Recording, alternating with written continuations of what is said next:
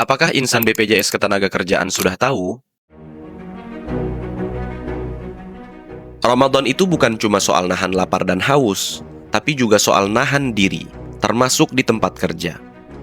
Kadang yang bikin capek itu bukan cuma deadline, tapi suasana, miskomunikasi, salah paham, atau obrolan yang pelan-pelan berubah jadi ghibah. Padahal, Ramadan ngajarin kita buat lebih sadar sama apa yang kita ucapkan dan gimana kita bersikap. Etika dalam bekerja itu sederhana, tapi dampaknya luar biasa. Datang tepat waktu, tanggung jawab sama tugas, dan profesional meskipun lagi puasa.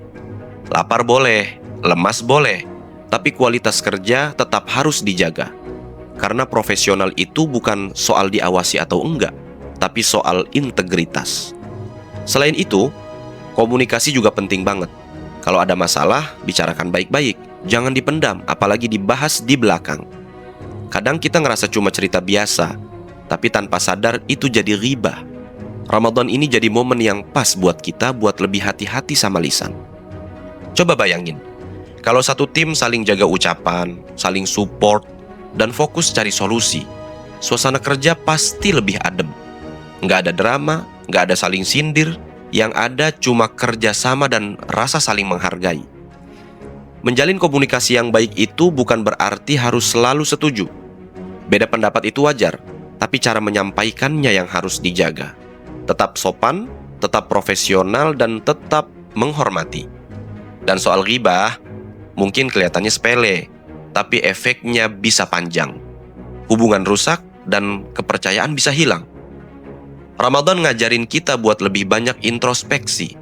Sebelum ngomongin orang lain, coba tanya ke diri kita sendiri. Perlu nggak?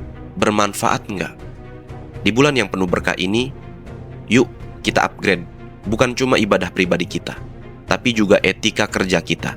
Jadi pribadi yang profesional, komunikatif, dan menjaga lisan. Karena kerja itu bukan cuma soal cari nafkah, tapi juga ladang pahala kita. Kalau dijalani dengan cara yang benar, maka kita akan mendapatkan pahala dan juga kebaikan yang paripurna. Selamat menjalani Ramadan. Semoga kita bukan cuma jadi lebih sabar, tapi juga jadi rekan kerja yang lebih baik.